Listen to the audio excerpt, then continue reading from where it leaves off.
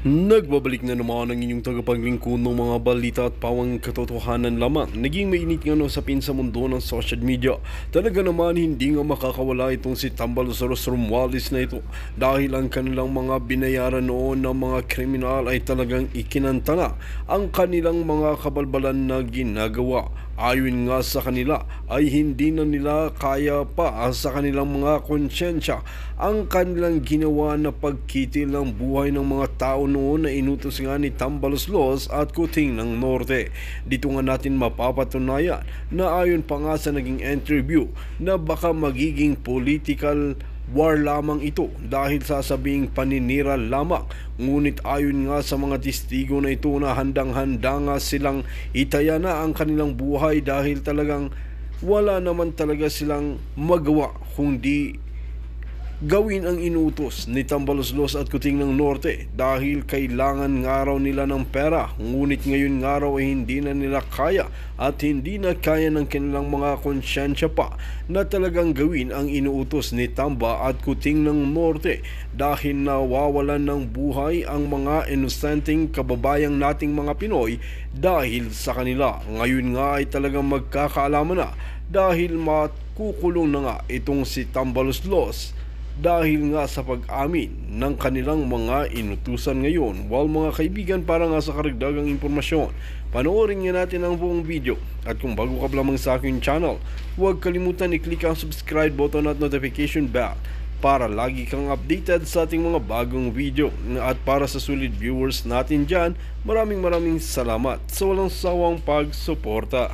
Doon sa mga apuradong kongresista na minamadali sila diyan sa impeachment na yan nitong si VP Sara. Sila inupuan nila tapos ang Senado gusto nila magmadali sila. Ito, pakinggan natin ang interview niya. Chief Justice Corona, if you recall, the late Senator Nene Pimentel said, ano ba ito, nagtatrial tayo, napakadaming kulang ng rules. Nagtatrial na. Wala pang rules pala sa ganito, sa ganyan. So ito, kailangan ayusin po ito. Ano ho yung pinaka-point ko? I think ang best way to look at this is magiging makatarungan ba ang trial? Magiging credible ba? At magiging transparent ba ito sa ating taong bayan? Yun lang po yung pakialam ko at yun lang yung kaya ko pong sabihin. Dahil yung merits of the impeachment, hindi ko pa nakikita po actually. Kakabigay lang po sa amin. Whether napag-aralan ito o hindi, it's beside the point. Ang nakakalungkot lang yung ilang mga kasama natin sa Kamara na yung mga statements nila, no? I think they should be very careful with their statements. Lalo na yung mga tumatakbong senador. Pero ayun. Hoy, Franz Castro, special mention ka dito kay Senator Joel Villanueva. Yung mga tumatakbong senador. Isa lang naman yung apurado diyan na tumatakbong senador eh. Yaang si Franz Castro.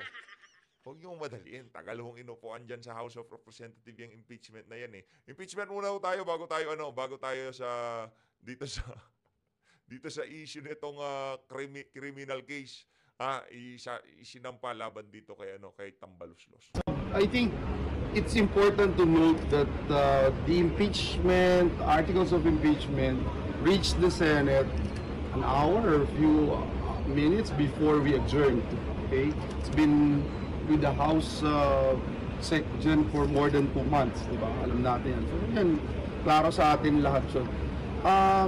I just don't feel like I have to comment on anything that has to do with the impeachment trial because I will be sitting as a judge.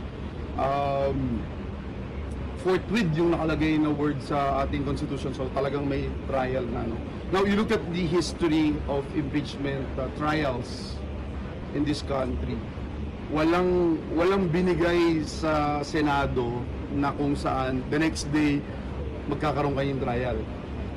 Walang binigay sa Senado na articles of impeachment and you expect a trial right away. Lalong-lalo na walang binigay na articles of impeachment sa Senado na in a few minutes or an hour or so mag-a-adjourn ang Senado at papasok ang eleksyon. So, lahat yan, facts po yan, no? Facts din po na isasama natin sa isang fact na kalahati ng ng Senado, 12 of our colleagues will only stay as a senator. Ang mandate nila is only until June of this year. June 2 ang aming pagbabalik. So why am I saying this? You cannot even muster a quorum kung 12 lang yung senador. Balikan ko ulit yung history ng mga trials. It takes 2 months or 6 weeks at least sa kasaysayan bago magkaroon ng trial. Bakit? Hindi po pwedeng mag-trial agad ng walang rules. Pag tinignan niyo yung impeachment rules, napakadami pang kulang. Paano i-dispose ang mga motions? Paano i-decide ang quorum? Kanina binanggit natin, 12. Kalahati mawawala na. Diba? Anong robe ang susuot?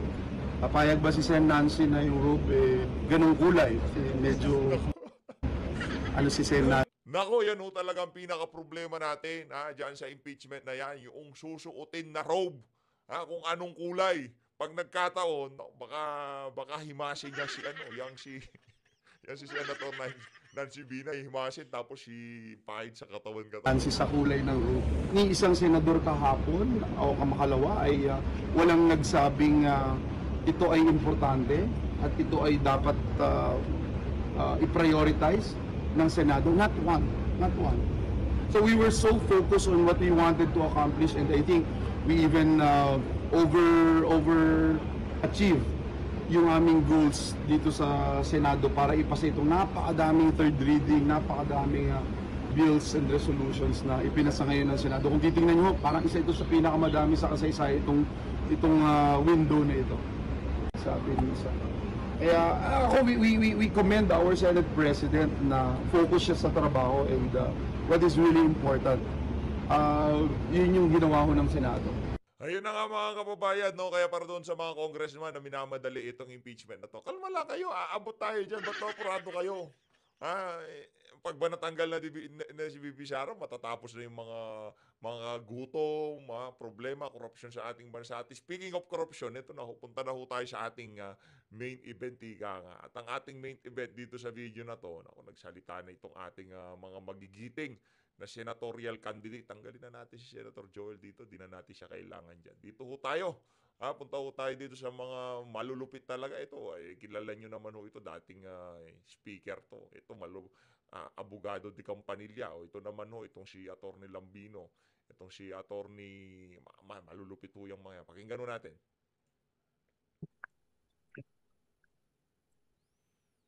Okay. Magandang umaga po sa atin. Yung? Yan na. Kami po ay nandito para ipaalam sa buong bayan na maghahain po kami ng criminal case against Martin Romualdez. Sa kadahilanan po na siya po ay may ginawang krimen dito sa budget ng 2025. Malaking halaga po yung ipinasok nila na hindi po inaprubahan ng Kongreso. Hindi po ito ang napagkasunduan sa Bicameral Committee at nagulat na lang kami lahat nung makita namin kung bakit yung pong in-email sa amin na Bicam report, may mga blanco po rito. Ngunit, nung pinirmahan ng presidente, kumpleto na. At nung tinignan namin kung magkano yung ipinasok nila na halaga, ito po ay nagkatotal ng 241 billion. Ngayon po, ewan ko kung matatawag natin na typographical error yan o grammatical error. No. Napakalaki po ng halaga. 241 billion. Grabe naman ho yan. Typographical, grammatical, wala nga nakasulat. Pambihira yan, di ba, Speaker Bebot? Kaya kailangan talaga kasuhan yan. Lahat sila, pati ang saldo ko. Ubusin natin. Wala pong ganung halaga ang inaprubahan ng BICAM at hindi po rin yun ang inaprubahan sa plenaryo. Bakit po nagkaroon ng ganung halaga doon sa General Appropriations Act, GAA? Kanya po, ako bilang isang nakaupong congressman, ay kinakailangan ding ipakita ko sa taong bayan na kung mayroong mali, siguro kailangan din natin panagutin kung sino yung may gawa ng krimen. At dito, dahil po ilang araw na kaming nag-request ng kopya ng enrolled bill, hanggang ngayon po tinatago nila sa amin yan. Hindi po nire-release ang enrolled bill ng House of Representatives. Ako nagpapasalamat sa lahat na kayo po ay nandito ngayon at upang malaman po, tulungan nyo kami para malaman ng sambayanan kung ano pong mga kalukuhan ang ginagawa dyan sa Kongreso. Yung! Okay. Ang matindi ho dito mga kababayan, congressman na ho itong si Congressman Bebot nang hihingi na ng enrolled copy ng nung kopya nung enrolled bill. Ayaw pa ho siyang bigyan. Ganon no, napaka secretive ho talaga nila diyan sa House of Representatives ngayong mga panahon na to. Yung mga dokumento na dapat sana readily available sa ating mga kababayan, sa mga congressman, yung mga mismong merong katungkulan na ho, hindi ho nila makita. Hindi ho nila mahawakan, hindi ho nila mahipo. Okay. Baka may viewers ka, Atty. Raul Lambino. Viewers.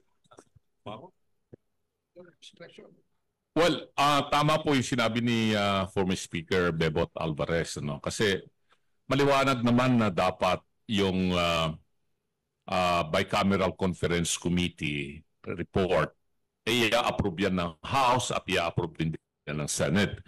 Maraming blanco doon sa lumabas na mga dokumento.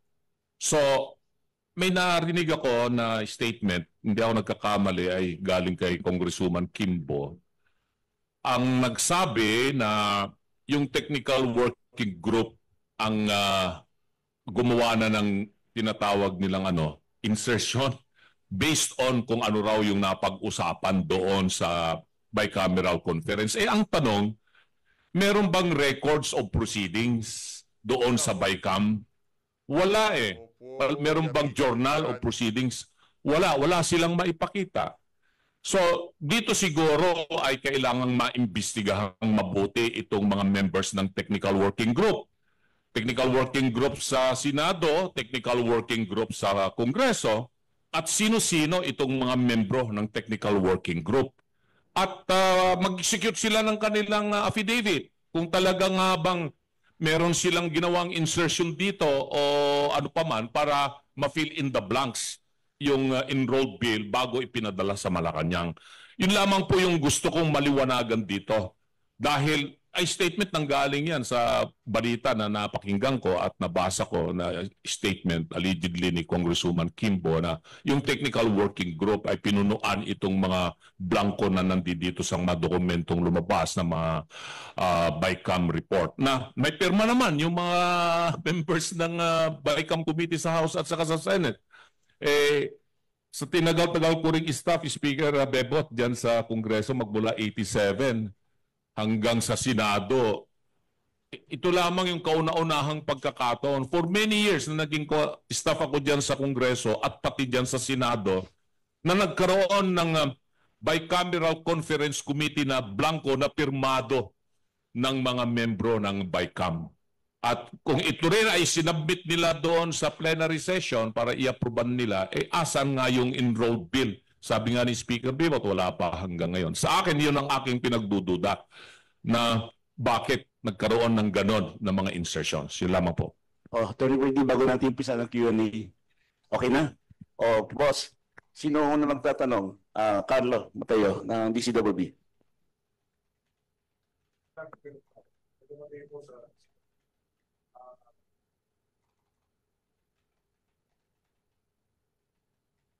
Speaker, former Speaker, ano po yung particular na kaso na isasampa?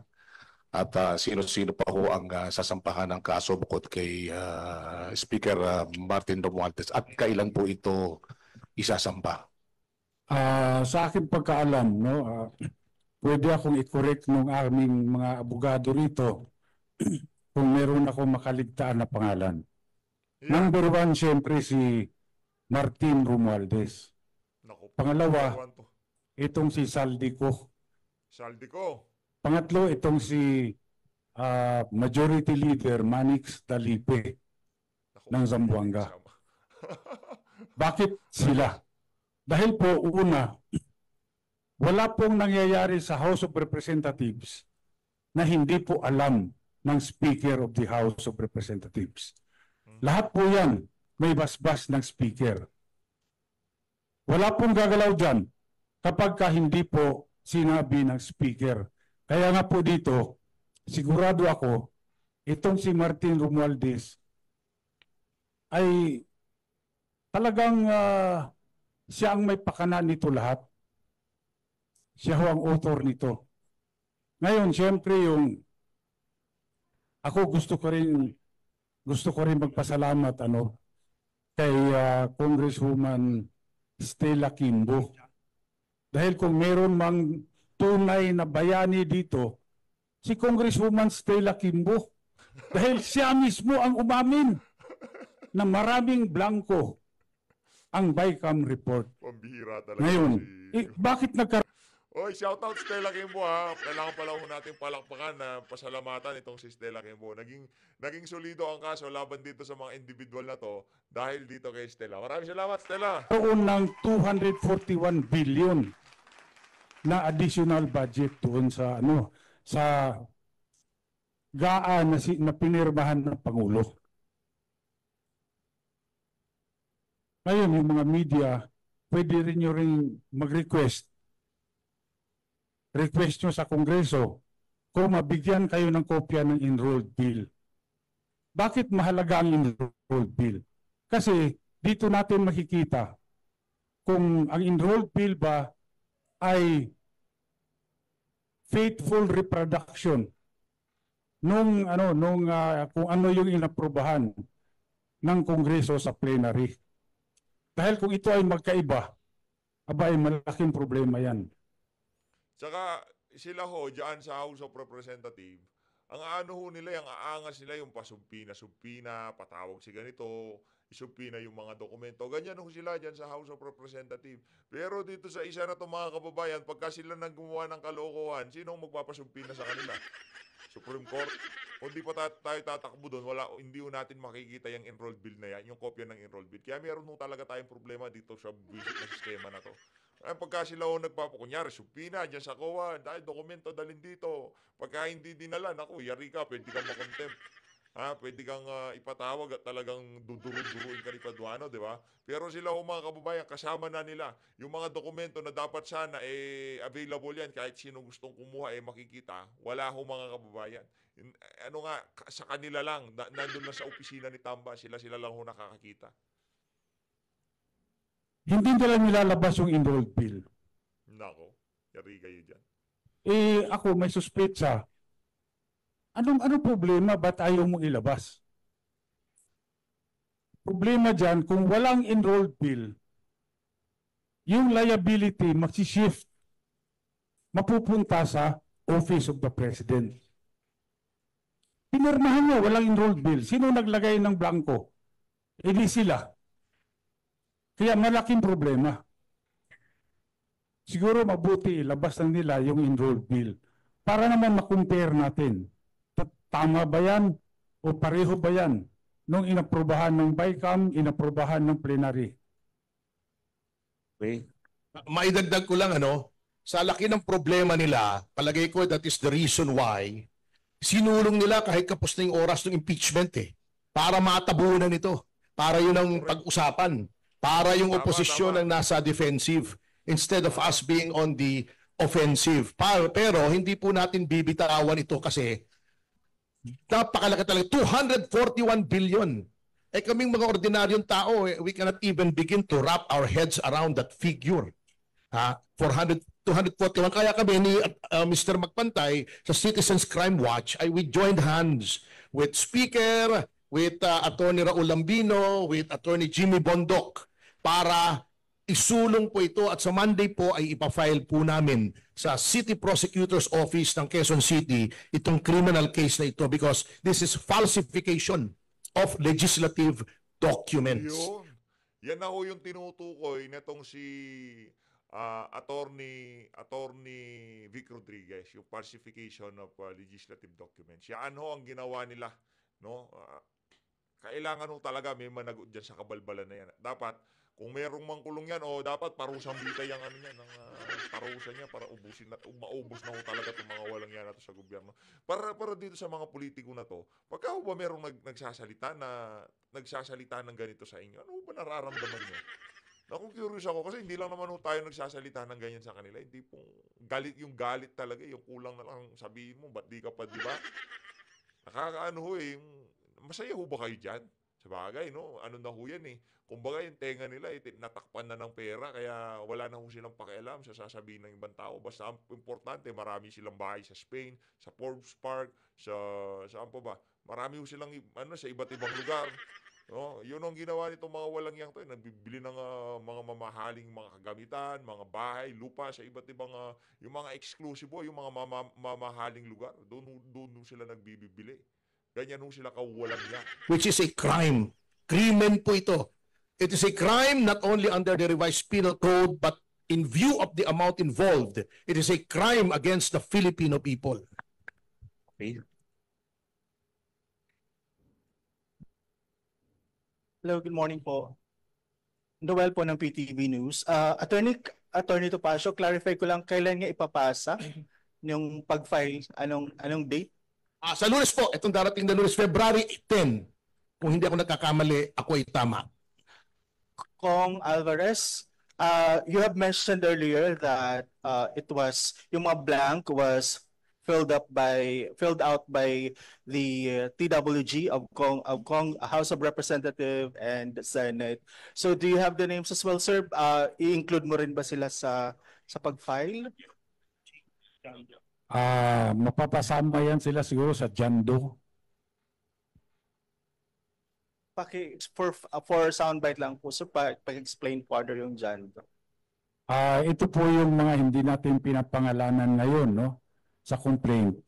Pero later on, lalabas din yung mga pangalan nila. One more question na lang po.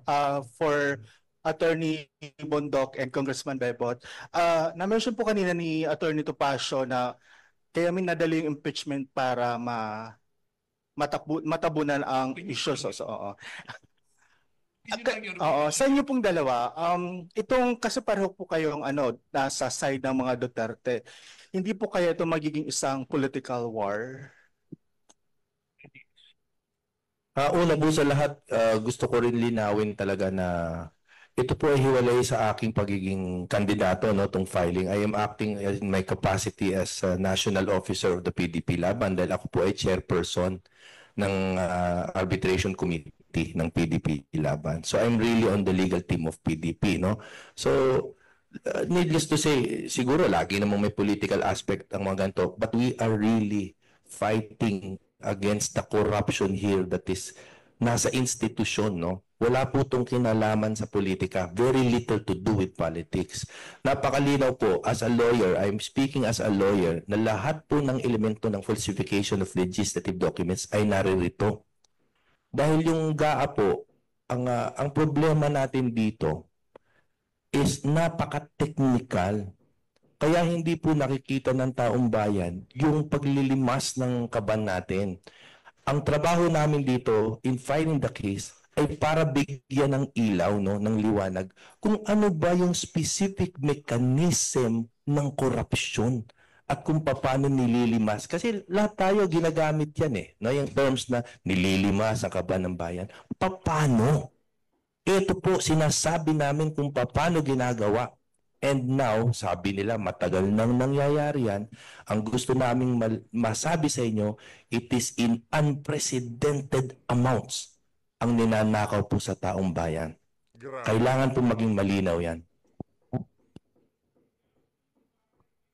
Gusto ko lang linawin din na itong pag-file namin ng criminal cases, hindi po kasama sa politika ito. Malinaw na mayroong krimen na nangyari. Malinaw na Martin Romualdez, Saldico, at Mr. Dalipi committed a crime against the Republic of the Philippines. Hiwalay po natin yung politika dito. Mag-focus po tayo doon sa krimen na nangyari.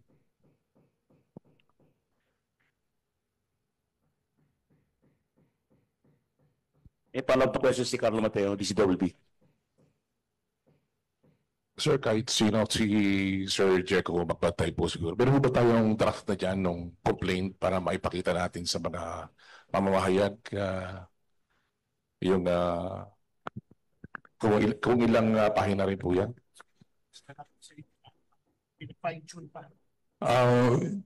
Yung pong draft, pinapine-tune pa po eh. So, by Monday na lang po. But gusto ko lang po linawin bakit kasali po dito yung Citizens Crime Watch. Wala po kaming pakialam sa politika. Kung sa tingin po ninyo sumasali tayo sa pamumulitika, hindi po. Pagkat tinignan ko po yung draft ng complaint, kinakailangan po talagang bumoses tayo pagkat pinaglalaban po natin dito ay yung karapatan po ng mamamayang Pilipino. Ang isa po sa advokasya, kahit noon pa po ang advokasya ng Citizens Crime Watch ay labanan po ang korupsyon. Siguro naman, lahat tayo kumbinsido na yung mga nadidinig, nakikita natin, nababasa natin, talagang talamak po ang korupsyon sa ngayon. At hindi po tayo kinakailangang manahimik, kinakailangan po hindi lang tayo bumoses at sumali po tayo sa mga hakbang na mahabol po natin kung sino man ang mga sangkot dito po sa ganitong anomalya. Tinitingnan ko po yung niratify na BICAM report. Napakalaki po ng pondo na napunta sa NIA. Kami po sa Bicol Region, tiningnan namin yung mga projects ng irrigation ng NIA. Sa laki po ng pondong ibinigay po ng ating gobyerno, napakarami po mga palpak na mga proyekto, lalo na po yung mga irrigation. At marami pang pondong inilalagay nila pagkat tayo hindi natin nasisilip yung anomalya dito pagkat nasa kabukiran po yung project nila. Pero karamihan ng kanilang mga proyekto ay palpak at hindi po gumagana ang karamihan sa mga proyekto nila. Kaya yun kasi yung isa sa mga pumapatay sa mga magsasaka. Yung presyo ng patubig, yung crudo, di ba? O, patubig. Ngayon, yung dapat sanang papasok ang pamahalaan para kahit papaano maibsan yung gastusin ng mga magsasaka para kahit papaano lumaki ang kanilang kita kasi linilista ho yan eh. O, pagka-umpisa pa lang, yung binhi, o yan, pagkalibre na yan, o free na yan, o papaayos yung bukid, papaayos, tapos tatanim yan. Mula doon sa pagtatanim, linilista ho yan, kurudo, merienda, pagkain, gasolina, lahat o, linilista yan. Kung pagka nawala na yung kurudo para sa patubig, edi laking laking ginhawa sa mga magsasaka. Kaya huwag ho kayong maniniwala pagka sinasabi ng administrasyon na to, sama-sama kayong babangon muli. Tayo, hindi ho tayo makikisama dyan. Baka sama-sama tayo magiging bangag muli. No? Kasi ano ho yung mga yan mga bangag ho yung mga yan. Lalo na yan si Marcos. Naku, mambubuti kami po sa Citizens Crime Watch, lahat pong mga hakbang na naglalayong malabanan po ang korupsyon, kami po ay palaging naandyan. Idagdag ko lang, baka sabihin nyo, Citizens Crime Watch was organized para lang labanan ang Marcos government.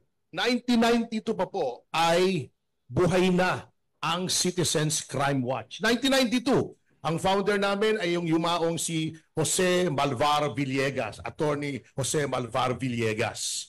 We are SEC registered, we have been accredited as a COMELEC watchdog in so many elections. At just to prove to you how non-partisan we are, while we were the ones who sued Garin, Congresswoman Garin, for the Dingbaksya scandal, 3.5 billion lang ngayon, lang because kung kukumpara rito, that's peanuts. Ngayon ay nasa Sandigan Bayan. Dinimanda rin po namin si Commissioner Guanzon for graft na ngayon ay nasa RTC Bulacan na. Lahat po yan ay may probable cause. Even during the time of Duterte, dinimanda po namin si Secretary Ramon Lopez for allegedly allowing large-scale tax evasion by Hyundai Motor Corporation. So kahit sino po, kahit under any administration, kung may nakikita kaming anomalya, dinidemanda po ng Citizens Crime Watch. Wala po kaming tinitingnan kung sino, tao ni Duterte, tao ni Noynoy, tao ni Marcos. Kung may nakikita kaming mali, ay dinidemanda po namin. And modesty aside, maganda naman po ang aming batting average sa Office of the Ombudsman at sa Piskalya. Thank you po. Okay.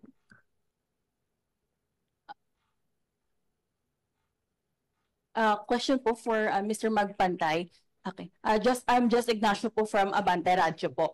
Sir, tanong ko lang po, gaano po ka-importante na ang Citizens Crime Watch po ang magsampa ng kaso at bakit hindi na lang po individual?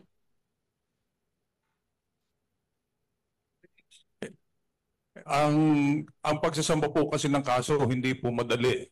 Kinakailangan po natin kumuha po ng kakampi dito.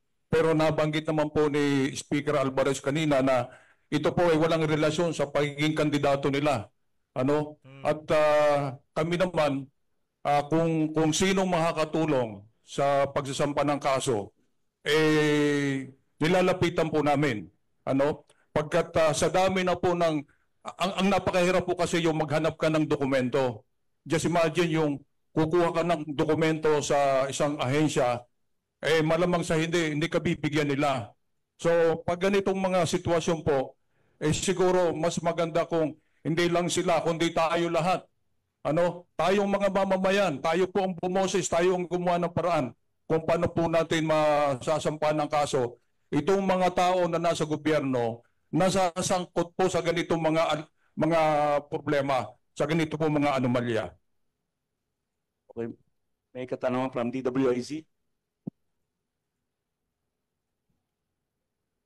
Sa mga kagalang-galang nating nasa harapan sa pamumuno ni Congressman Alvarez, dati nating speaker, sa inyo pong lahat, ako po si Rene Alonso ng Usapang Pangkapayapaan, Usapang Pangkaunlaran ng DWIC. DWIC.